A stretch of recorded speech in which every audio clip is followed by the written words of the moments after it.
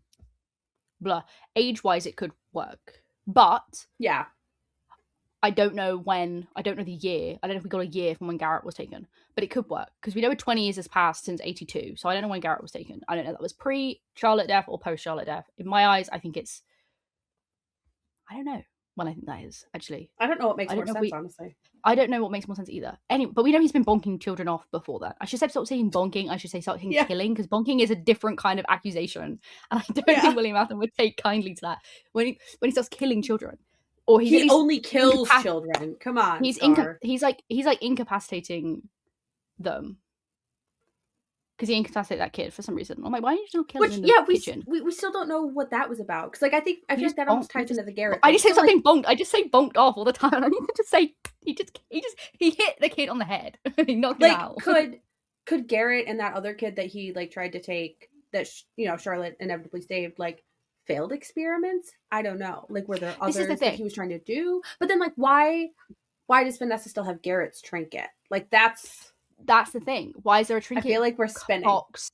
Why is there a trinket box in the cupboard? But this is the thing. This is just FNAF. This is not a movie. Like, I know people are like, oh, the movie's confusing. No, this is just a lore thing in general. This is not a movie criticism, because Scott Cawthon likes doing this. He likes being a menace. But I think it's interesting because I don't know what that means, and I don't know when it happens in the timeline. I don't know what that occurs, because you could have the potential that these kids were taken pre, but then it's like, what was the motivation for just taking children?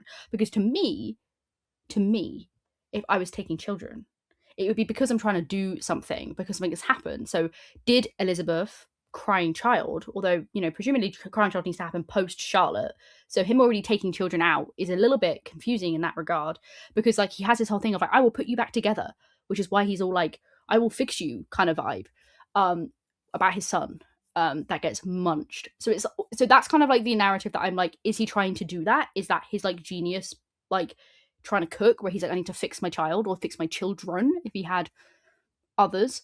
But it does beg the question of like, when does that occur? Because then if, let's say, the crying child did exist and was munched, that implies that happened pre-Charlotte, so pre-82, which is a little bit funky fresh. It's not impossible. It doesn't have to match up with what we have before, but I don't know. Like, I don't know.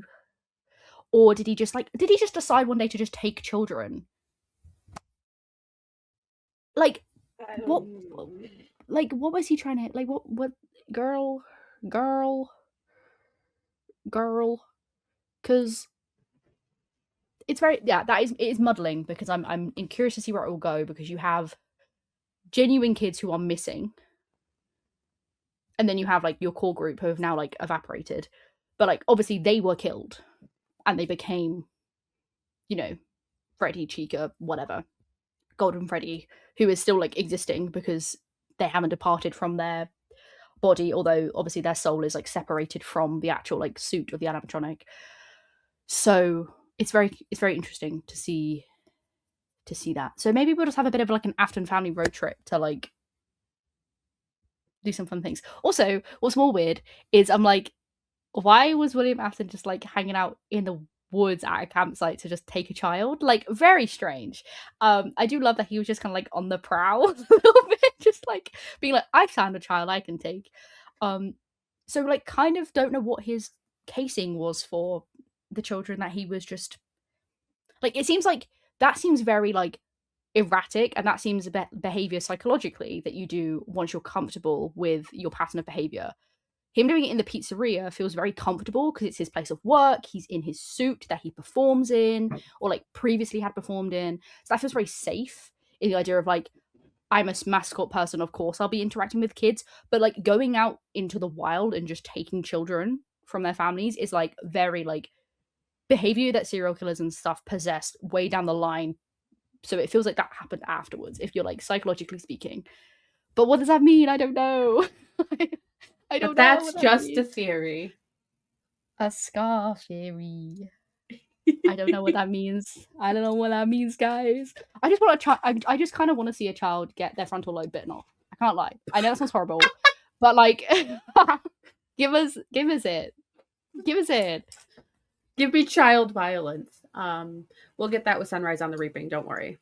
I was gonna say, I'm already getting enough child violence next year. I don't need FNAF to deliver on that front. But if they want to as well, I guess we'll just have a really horrid November, December if they want to bring out another Christmas movie. Christmas time movie. Yes. We'll see. We will see. I don't know. I feel like FNAF 3 could be like set in the past a lot of the time. Like could be a lot of like William and Henry, potentially if they are actually business partners. Who knows? That might not actually be a thing in this universe. Just a lot of kind of like dynamics, because we got very little of Matthew Lillard and we got very little of Skeeter. It's not that you need to have a lot of them, but well, he's clearly going to be bigger in the next one with I that agree. end credit scene, not Yeah. scene, audio. Yeah, I agree, but I am like, we got so little of them in this movie that I'm like, come on, what are you cooking? I need to know. There's part of me that hopes it's just like already filmed and they're just gonna like drop it in like March of next year. I would love that. That's definitely not true.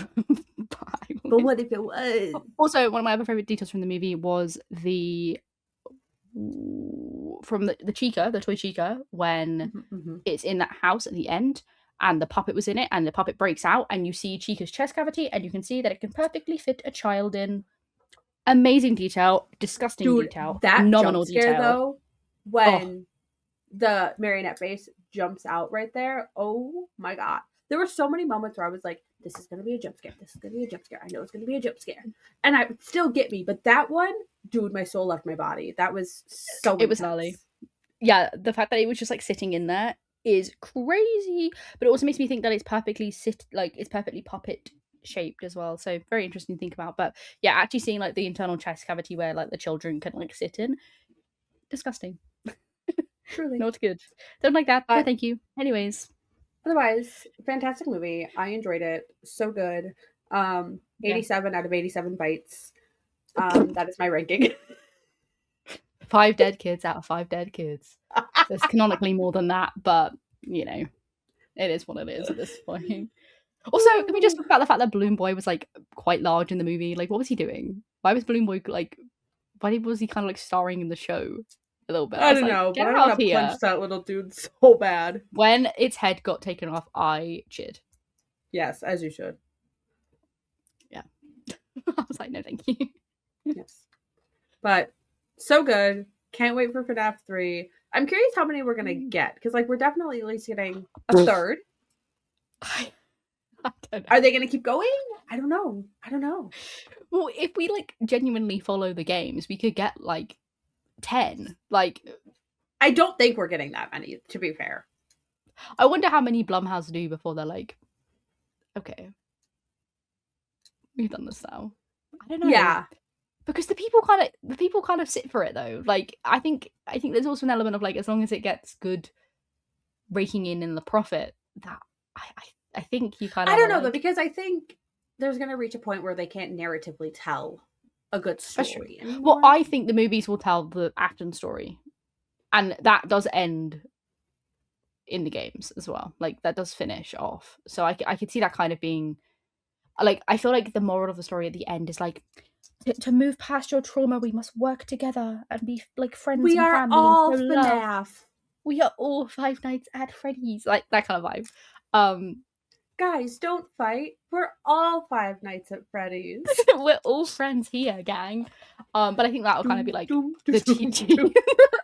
And they start dancing and holding hands. That'll be the vibe that we get. It'll be very like, you know, to move past. We see the ghost children up in heaven. Yeah, they'll be like, yeah. It'll be very like, to move past your trauma, you have to like look back and work together and have people to lean on. It'll be all that kind of like we're stronger together vibes, which like, fine. Is that a little bit naff? For naff, sure. But I think that narratively would seal it off. But who knows? Who knows? I also do enjoy that they're just putting like brilliant FNAF songs at the end in their credits. So I'm curious to see what they put next time, because that was good fun. The way my brain is just, first off, I have the vocal stems of, no, that's just Freddy. That's Freddy. That's just Freddy. This sweet, succulent AA batteries. That's going through my head. And then also my brain is just like constantly on it, like, can't wait to meet you. Yeah, literally. That's just been on my brain. And then I've been like Freddy's whistle as well. dum dum dum dum. It's just like it's just good stimming. It's just good vocal stems. Yeah. And anyways, I wanted to give a shout out to Freddie Carter for your disgustingly wild performance of Michael Afton. It was awful. You but were I loved it. yes, and I loved you. Yeah, you were literally gross. It was his smile that he does, where like he kind of only smiles with his mouth, and I'm like, and the middle part. It's sorry. I'm sorry. The middle part actually might be. I fear it's because it's greased down as well. Like it's slicked back. It's a slicked middle part. No one will make that look good. You know he smells. Like I'm just like he smells. He smells. Yes. Probably of cheese. Yeah, he doesn't strike me as one to have bathed. Or I'm curious where he's been. I don't know where he's been. Do I care? No. I kind of like the idea of him just like roaming around. Because that's funny to me. That's kind of what he does when he becomes like scooped out and shit, and he just like, hangs out with a little corpse. Maybe he's a corpse. I don't know. Who knows? Did he put his younger brother into a FNAF animatronic? Will we see that live on tape? Maybe. Maybe. Perhaps. Anything's possible. Anything is possible, but I would quite enjoy that. I think it'd be funny to see.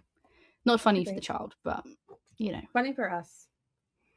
And that's all that really matters is our entertainment. Yeah, exactly. That's the point, isn't it? Yeah. So shout out to the entire cast and crew of Five Nights at Freddy's.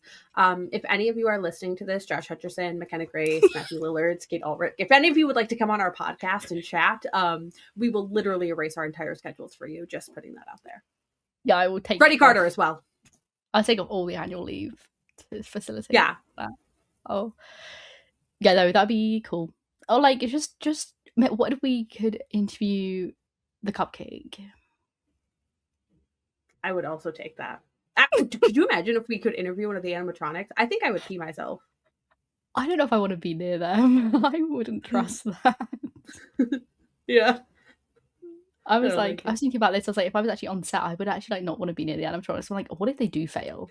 On that note, though, if you need any extras for FNAF 3, I will be sad, but I don't happy to get myself taken out by a giant bird. I would like to be hooked by Foxy's hook, please. Like Matt from Until Dawn, like through the mouth style. Ooh, yeah. Make it gnarly. Or like a little bit of Stephen King ankle Achilles slicing, like coming down some stairs. Ka-chunk! Be pretty fun. Good. Also good. I actually, can I amend? I would like to be beaten to death by Bonnie. With a weapon of choice. I was gonna say just fists. Fists, a hammer, a bat. Oh my god, the idea of the animatronics picking up like a hammer or like a nail gun. I want MatPat to kill me. That's where we're at. So yeah, but I don't think MatPat's gonna be in the next one because although he's been in the other two, but MatPat was Toy Bonnie and Toy Bonnie got like ka-chunked. So he can come back. He can come back. Maybe we'll go back to the diner again and he'll be there. Perfect. All right. Well, let us know in the comments if you have seen the movie, if you want to see the movie, what your thoughts are, how many bites out of 87 you rate the movie, and we'll see you guys in the next episode. Bye-bye. Bye.